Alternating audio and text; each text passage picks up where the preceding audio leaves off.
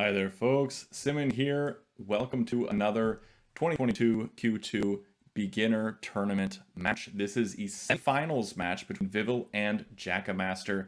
The winner of this will go on to the finals to face Dope Medic. This is a 6x6 game, and it is played with 15-minute time limit and a 10-second increment, meaning 10 seconds will be added to their timer after every turn. And they will be playing 2 games, best of the 2.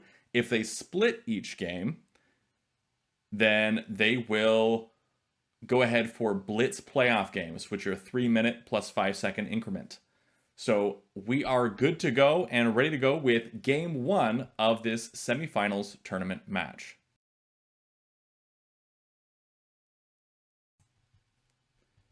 All right, and it looks like we see A1 as the first move placed here by Vivil. And Jakka going for that adjacent corner opening, which is pretty standard, pretty normal for the 6x6 size. But not going for the Knight's opening or the standard center control. Playing off to the side over here at C3 is a little bit interesting and something I haven't seen too much of. But we do see that he regains that center control now with that D3 placement after Black plays up above. And they're just mirroring each other along. This is, I think I called this the blanket opening in my openings video, part 2 of TAC University, which you can check on the YouTube channel. All right, looks like they're going into that. White switching gears after Black dropped that capstone, switching gears into that vertical road. Now Black capturing up, stopping that. Black now going for that vertical threat as well, but White has a little bit of extra momentum here, able to make those threats quicker than Black can. So I think we're going to be seeing E5, and sure enough we are.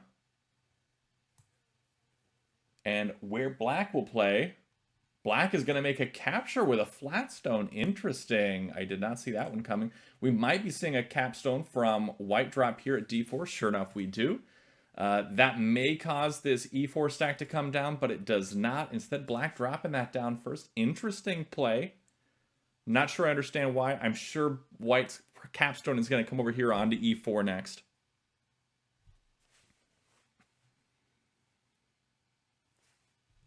That seems to make a lot of sense to me. Able to continue for that vertical threat. No, instead going to place up at E6. I'm not sure. I feel like this 2E4 stack is now going to move down onto E3 and eliminate that ability for White to come over with that capstone.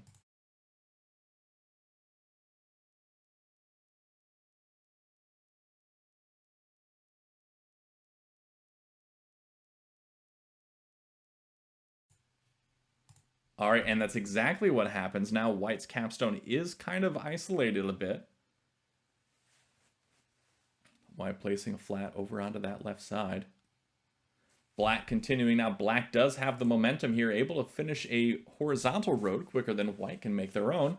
But we may see White play over here at F3 to stop that, or keep going for their own horizontal up here at the top and then count on their own flat over here at C4 to come down. Instead, they drop a wall here. Black going to continue playing for that horizontal line, playing here at B2. White's wall can come over onto B3. There is no attack threat currently from Black, so White doesn't need to defend this way. White can play for their own threats at this point. Whether or not they will is the question. All right, instead they play over at C2. Interestingly, I think they are hoping to capture up onto C3 and capture down onto C3. Maybe force that capstone to come over left onto C3. If they want to win that capture war, then White can bring their own capstone down onto D3. I think that might be what they're going for here, because this is now attack threat from Black. Black can win with a road by placing here at A2 or at B1. White, however, can counter that just by coming right with this A3 wall. However, D2 left would be able to continue that, or to c3 minus could also continue that if the wall were to come right onto b3. So a number of different options that white has here. I feel like going for this capture ward here onto c3 is actually a pretty good way to get your capstone back in the game and kind of ruin black's plans for that horizontal threat. If he had done that, I think that would have been pretty good. But instead, bringing the wall over, also not a bad play. I feel like this has a lot of potential to do some good here. So now I think we could see white's wall coming right onto c3. Now that this is attack threat yet again, white can bring 2b3 right. And now I say 2b3 right, that is the play tack notation over here off to the side. This is how we describe games. And I go into it in detail in the play tack notation or PTN video of Tack University. You can check that out there. Instead, bringing over that flat. Interesting choice to bring the flat over instead of the wall stack. I guess now he's bringing the wall stack over. At least that's my guess. Now that that big stack is there. But if he does that, black's going to smash the wall. Then I guess white comes down with the capstone here onto d3. And then what? I feel like there's got to be some play there after that. If white's wall comes up, black smashes, white comes down with their own capstone. No, that's not happening. White is letting black come down with that stack again and renew that tack threat. Now will white come over with that wall?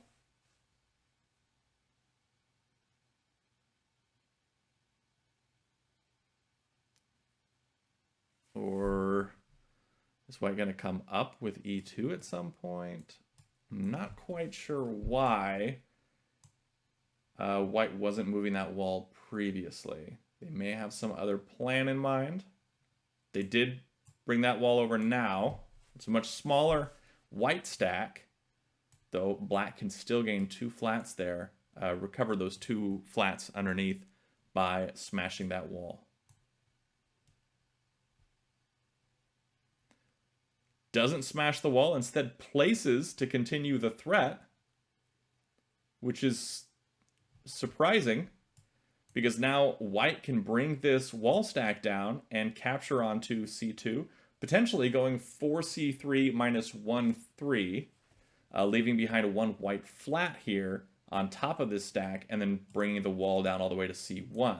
That would allow white to spread this stack around, not have to worry about exceeding the carry limit with that stack by bringing the whole thing up. An interesting set of plays here so far for sure.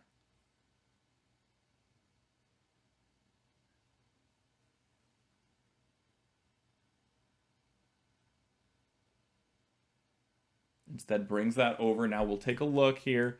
He does have 7 in this stack, so we can move this whole stack left or right or up or down, wherever, and leave behind 1 white flat at the bottom, but then he can pick up the rest of that whole stack and move that as he wants.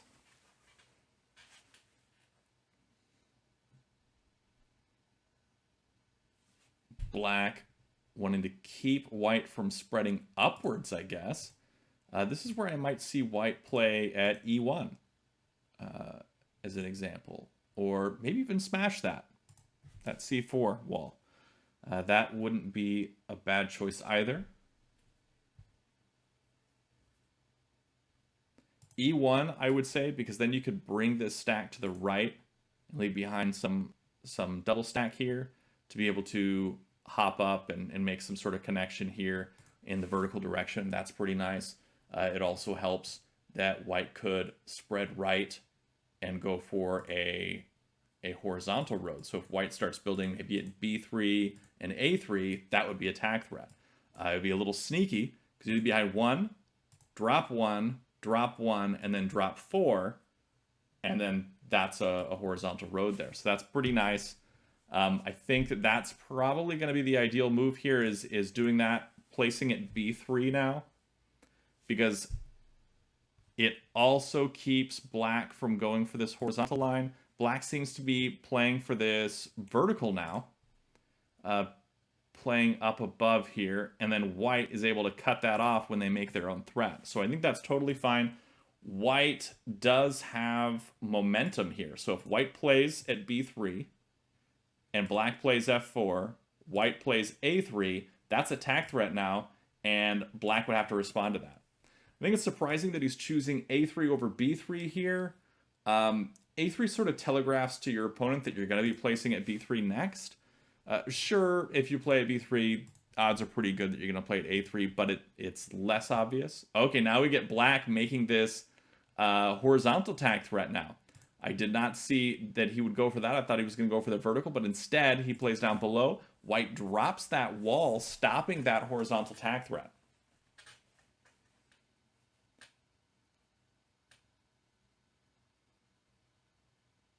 Going for that move. That definitely stops it. Black really wanting to... Okay, this is where white, in order to stop black from gaining a lot of power by smashing this, white needs to just play here at e4. If white plays at e4, black can't smash, because if black smashes, it leads to a road for white, because then white can toss this stack, these white flats over and capture there. But instead, he decides to spread across to protect that stack anyway. I feel like that was sort of the obvious move to make, but I really liked playing at e4 because black may have missed that, and then that would have been a great way to win that game. Black coming up, capturing there. Feel like white should capture right with c2. White capturing right with c2 is nice to me, because then it sets up the ability for white to capture up with e2. And then if black throws the capstone over, then it still leads to a road for white. So he does go for the c2 right. What will black do in response?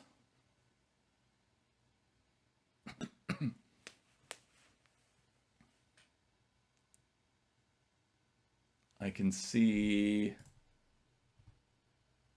yeah, I like white being able to play here at e4. Black's gonna have to do something here. A wall at d3 would do a pretty good job, I'd say. Or bringing the capstone right over. That also does a good job there.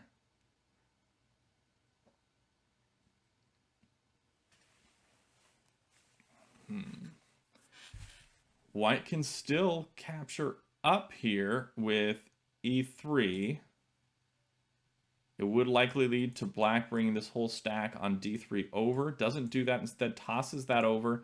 Makes a +2 flat count differential move. If you're saying, what the heck is a +2 move? We talk about that in flat count differential, or FCD video of TAC University. And so it looks like black is following along with his own stack, capturing up, and then white recaptures. We'll go back slower motion here. So we get that capture up, white recaptures, and then black drops a wall ready to capture out of this. Doesn't want white to be able to escape with this big stack here. Wants to be able to force something to happen here. White says, okay, that's fine. I'll just play up at e4 and make a vertical attack threat. So you'll have to defend against that and not worry about this just yet.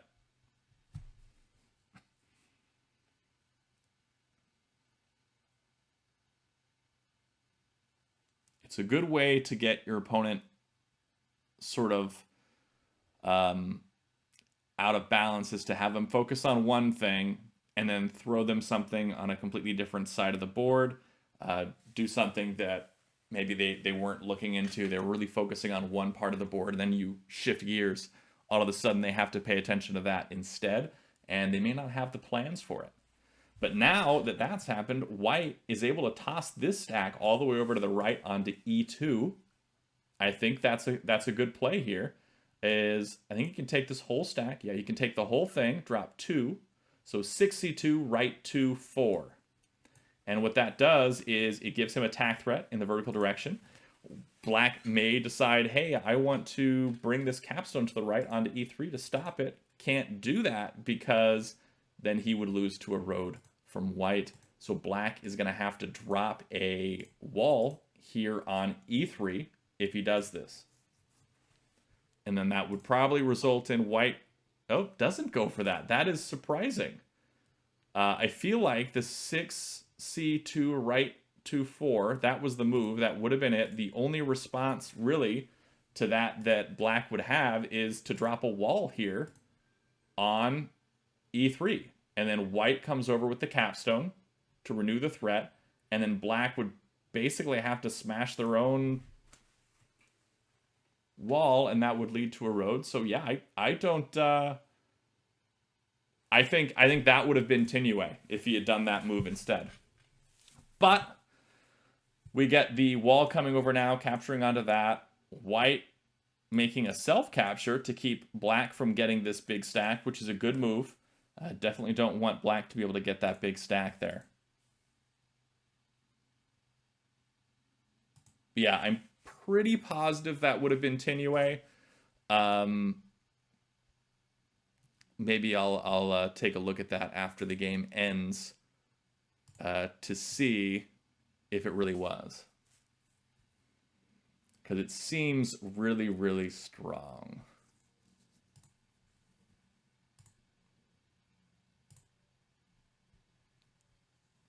Okay, then we get e3 played from black, just continuing that horizontal line. White playing at f4, continuing their horizontal line. And probably ready to come down onto f3 or something like that, or white ready to come over left with that wall stack onto e2 to stop something going on there. Black just continuing placing. They both have quite a few reserves left, so they don't have to worry too much about the flat game right now. Sure, always keep in mind what the flat count is and how to get ahead in that, but I don't think they have to worry about the game ending anytime soon, really.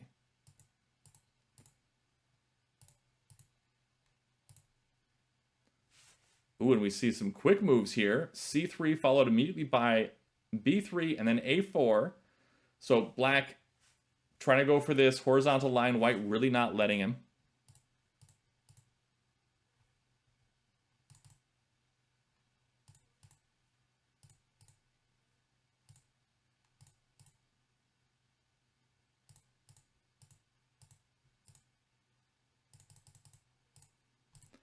Okay, I did go back and I did check that move.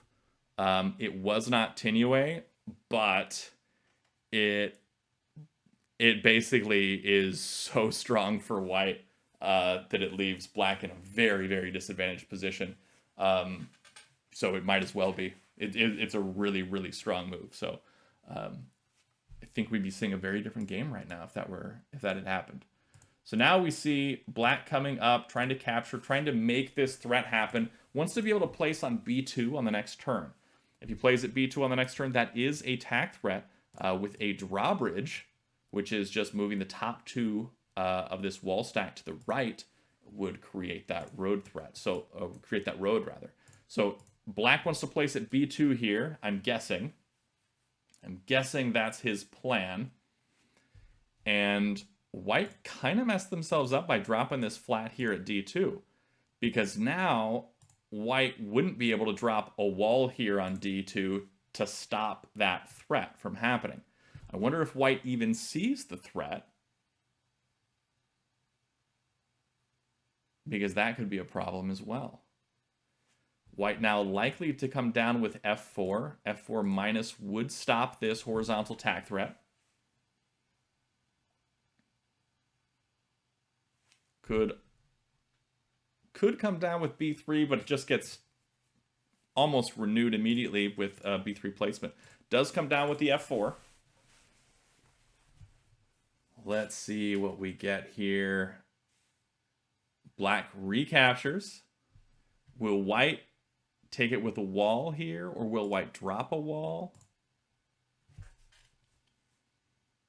Or will white capture right onto e2 with their own flat?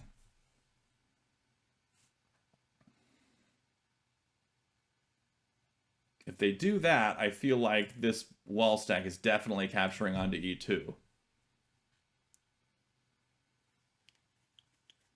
That's not something white wants at this moment.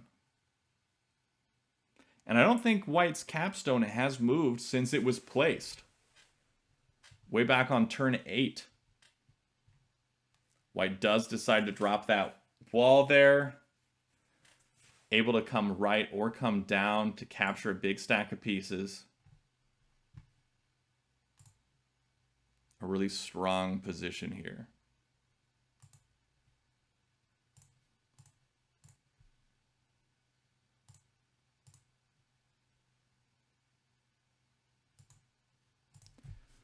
What's the play for black now? I feel like black probably doesn't want to drop a flat at d1 because that's a positive flag on differential move here for him with this wall stack. He does bring this over to capture. Now, if I'm white, I might place up here at f6. And you're thinking, why would you ever place at f6? That's far away from everything.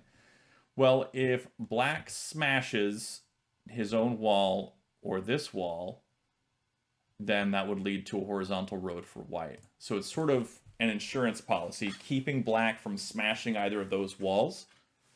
Because black wants to smash those walls, it gives him a really strong position, and it makes threats. And that cancels it out, being able to just place up there at f6. And I say f6 because if he does it at f5 or f4, this stack on f3 can capture either of those spots. If it does capture all the way to f6, which it can reach, it would still leave behind a white flat here onto f5, which would just continue the road threat, so it wouldn't do much. So f6 would be a safe play to keep black from smashing either of those walls. Another play, only does play instead here at f4. It does the work, but this f3 stack can now come upwards. Now, one of the other things that white can do is white has this big stack here to come up, but it would leave behind a lot of black flats for this wall to capture.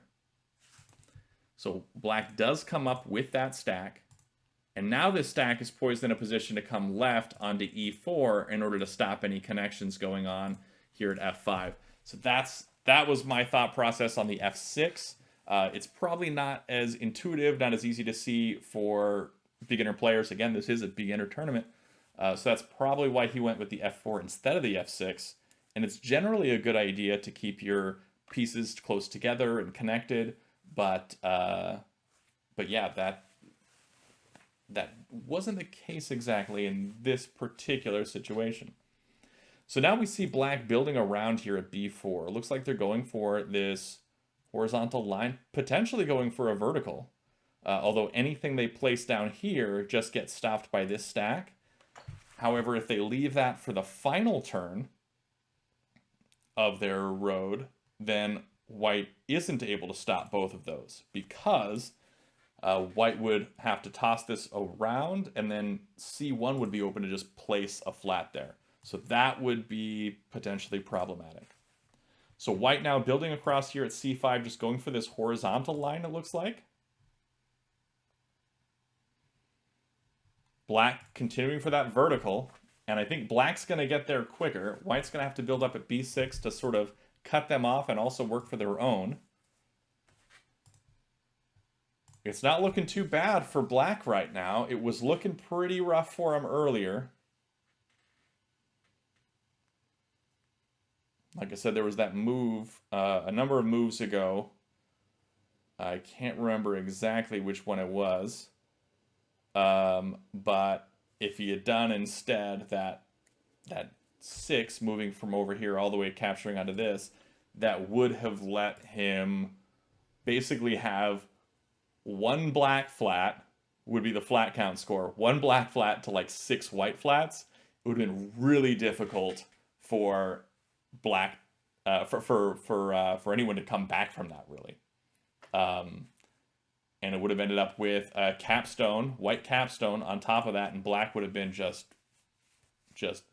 yeah, really out of it. It would have been a very, very uphill climb to get out of that position. But that was not what happened. Instead, now we're getting a fairly even match between these two players right now, both going for different threats. White going for this horizontal, black going for this vertical. Black's threat is pretty strong. I like it. White is a little further along with it, I think, potentially. No, I think black's actually further along. But white is able to interrupt things. I'd say black's position might actually be stronger here, despite white being firmly in control earlier in this game. We also do have to take a look at the time clock here. We got under 5 minutes for white and just under 13 minutes for black. And so quite a big gap in terms of the clock. I think that's, what's that, an 8-minute gap here? Yeah, 8 minutes separate these two players. So black has a lot more thinking time on his turns. White placing over here at f5, making that anchor point here to the left side to go for this horizontal threat, but black comes over and immediately captures, stopping this from happening. I think what white wants to do here is play at a6. a6, maybe a wall at c6, maybe a wall at a6. A wall at a6 would be really good because it would capture over here, be very offensive, could use that to capture down, liberate that captive, also create that horizontal tag threat at the same time. I'd say a wall at a6 is probably the ideal move here. It seems like a really strong option here.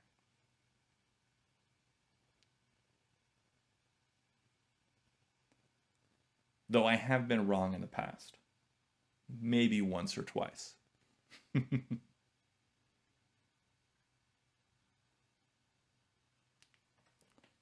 All right, and we see... Am I not seeing it? Okay, I am seeing it. Okay, so D1 gets placed.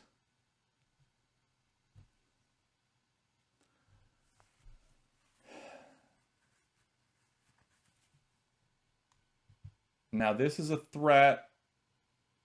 White's going to have to capture up, I think, with B3.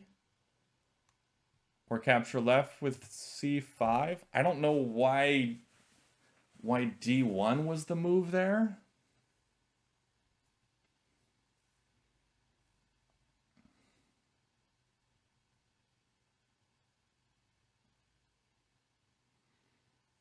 I guess white might be trying to go for a horizontal line down below.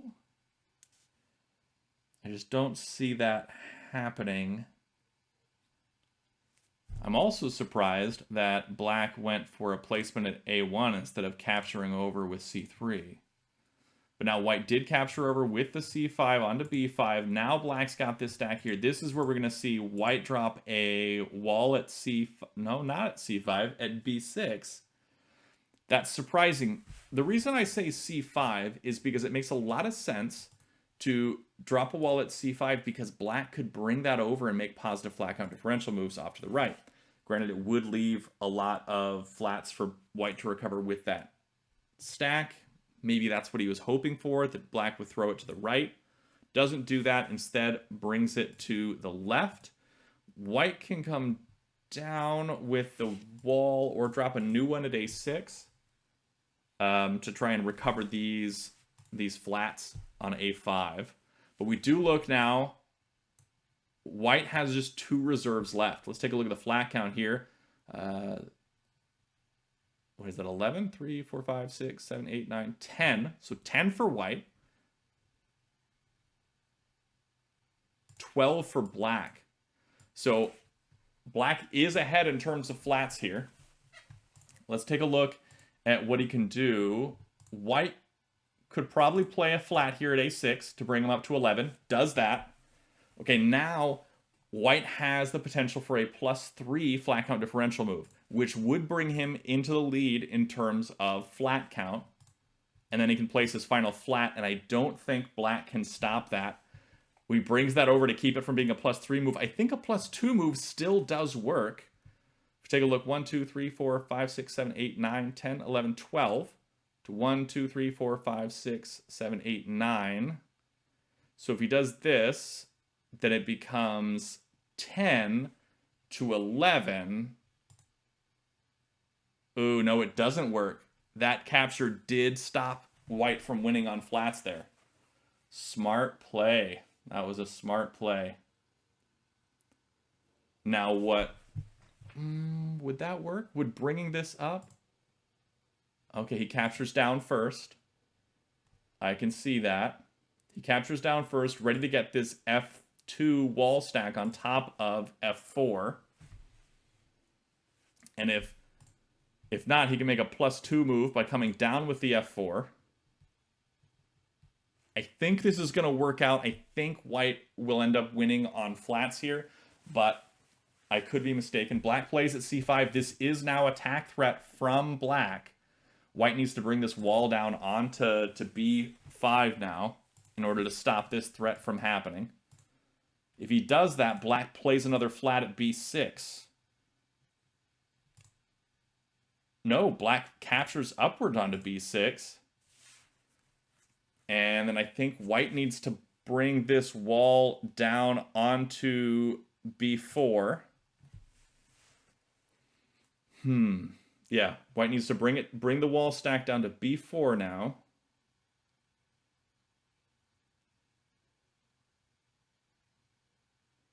Ooh, this is tricky. Or he could bring it all the way down onto B3, capture that, be ready to make these positive flat count differential moves. That would work, bringing it down to B3.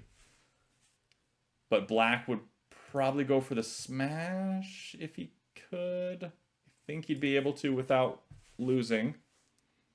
This is a really tricky position. White only has the one reserve left. He will lose if he plays that final flat. So black now needs to bring this wall stack over. It's what he does.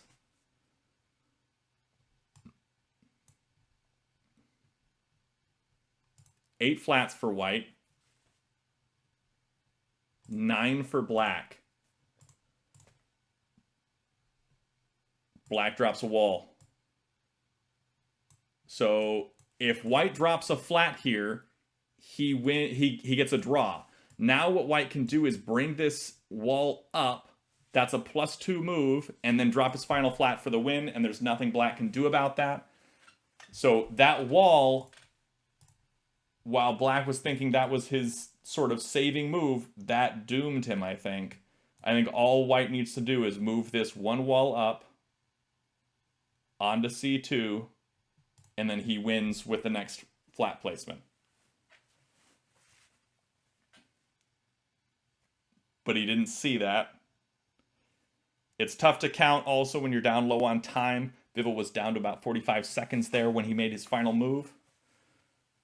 Black does have 12 minutes on the clock. Now he can make something out of this. Okay, now that he's made that move, what's play? 3, 4, 5, 6, 7. So 7 flats to 1, 2, 3, 4, 5, 6, 7, 8, 9 flats. So if we get +1 - 1 is 8. Yeah, so now he'd be looking at a draw. I think he needed to make that move the turn prior. Yeah, that needed to happen the prior turn in order for it to work.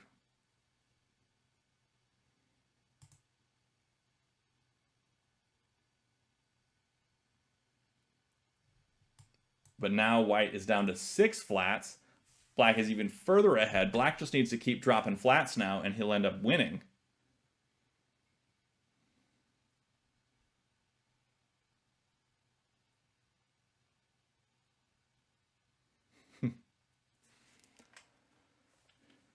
Oh, that's a shame. Because he had it on, let's see what turn. We're on 48 right now. He had it on turn... Yeah, so on 47, he made the wrong move, or he would have had the win. But now he's down to 4 seconds. Oh, man, he's He's down so low on time, and if I'm not mistaken, I believe he's playing on his phone, so he may not even see his time. He's got 14 seconds left on the clock. Now that he's got this wall stack here, he can throw it over to the left onto A2 and make some positive flat count differential moves with those liberated captives.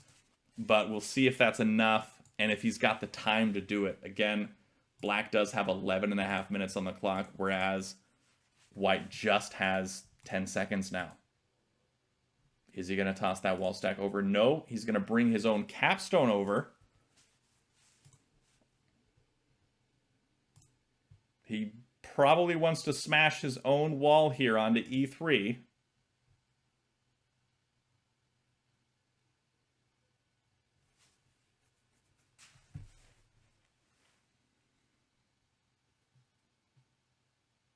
All right, is he going to smash that wall?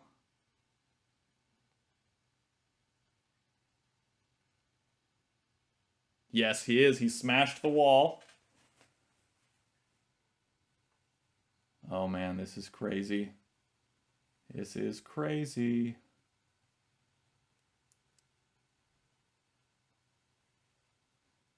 Black comes over with the wall to stop white from making the threat. White smashes it, getting a little bit of time back with that 10-second increment now up to 25 seconds on the clock. I say now what white needs to do is take the top two and bring them down 1-1. So 2e4 minus 1-1. Capture that stack, make that threat, force black to come over with that capstone. Doesn't do that. Instead just comes down with, okay, that works also. That's actually probably a better move. And now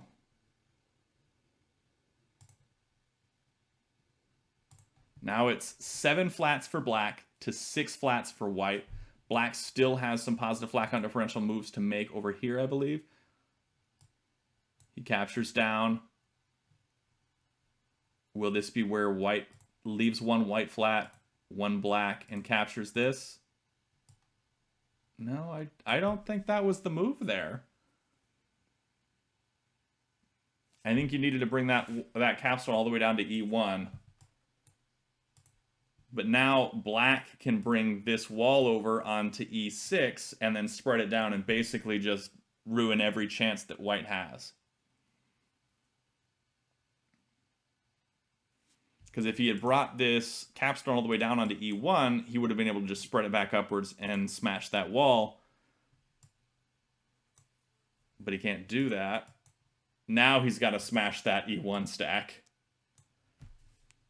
Both players making a few blunders here at the end of the game, but that's to be expected because you don't often play for a flat game when you're a beginner. That's just the way of things. And I believe, is this Tinue? I think white got Tinue. I think black gave away a guaranteed win, sort of like white gave away their guaranteed win earlier. They just traded. I think white can spread across, can 1, 2, 3, 4, 5, 6. 1, 2, 3, 4. Yeah, he can spread across to the left for the win. I think. Wait, was I wrong? No, he did it wrong. He spread the pieces wrong. Whether that was a misclick or he didn't know what he was doing or what, he spread the pieces wrong. And that might have been a misclick because he is playing on mobile. I wonder if he's asking for an undo right now or what's going on. Or if it's just him giving away the win like they have a few times in the past this game. But actually, I think that he'll win on flats even if he didn't win on a road there. Because that was a road. 1, 2, 3, 4, 5, 6, 7. Now 3, 4, 5, 6, 7, 8. And then white plays the final flat and wins with flats instead of a road, I guess. Wow, that was a crazy end game to this game here, where both players sort of gave up their own wins several times. uh, before finally ending it on this. At least I think they're ending it on this. We'll see. Maybe Black has something up his sleeve. I don't think so. I don't think there's any way that Black can recover on flats, but White may not realize that he's got the win on flats on this next turn, and he may be instead jumping up here to recover these flats first. It's hard to say. Anything could happen here.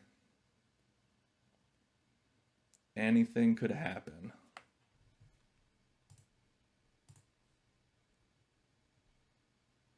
But what's it gonna be? Jacka using some of his extra time that he's built up over this game. 8 minutes on the clock. Vivil's still down to just 12 seconds.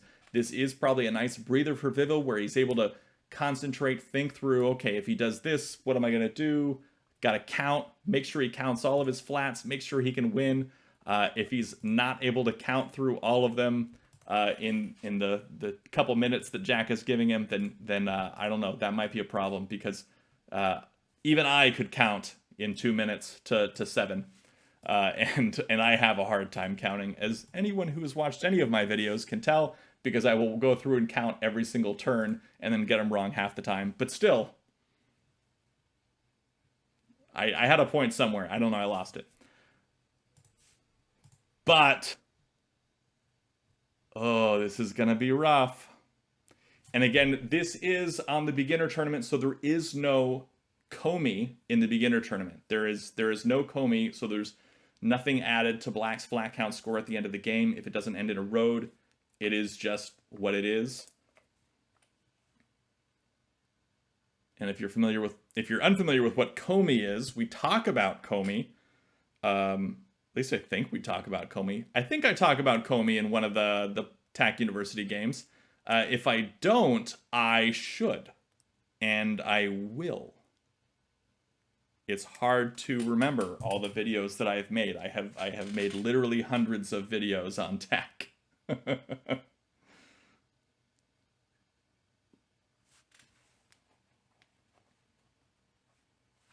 Okay, still taking time. I wonder if they're discussing that, if they're talking about if that was a misclick or not, or what's going on, or if Black is trying to find some way out of this when there isn't one.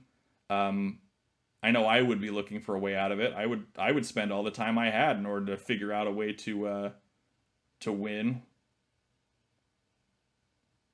But I don't think there is one. And I have confirmed I have not made a video on Comey. I'll make one soon, actually. That's a great video topic, since it's becoming way more prevalent and way more relevant in the TAC community. Comey needs a video, but don't need to worry about it right now for this beginner tournament. In fact, there's probably going to be a Comey video out by the time this video hits YouTube, so don't worry about it. It's there. You'll have already seen it probably. Okay, so back to the game, and he's still thinking on it, still trying to figure out some way to come ahead on this, and he makes B2 minus. Vivil's got 5 seconds on the clock to place his last flat and win. Will he do it? No, he instead comes up. He puts himself further ahead in terms of flats when he doesn't need to. He just needs to place that final flat and he wins. Black probably thinking, okay, what do I do here? White didn't take the win. 4, 5, 6, 7, 8. So 9 flats for White if White plays the final flat. Does decide to play the final flat. Wins 8 flats to 5. Even if there were a Comey, he would still win. Well done, Vivil. Congratulations on winning that first game of this 2-game match, and well played to both players. That was a lot of fun. Although each of you did miss some wins near the end there in the past 10 turns or so. But that's fine. That happens. Everyone does that. Not just limited to beginners. I've done it probably 100 times at least. That is all for game 1 of this 2022 semifinals Q2 beginner tournament match. Thanks everybody for watching. Be sure to check out the description below for all things TAC, especially the TAC Discord server, which is where you can find all sorts of TAC resources like strategy guides and people to play with, whether that be right here on playtac.com or in the Discord server itself, playing asynchronously or correspondence games, just playing one move a day if you want to. Anyway, that is all for today, and until next time, have a great day and happy tacking.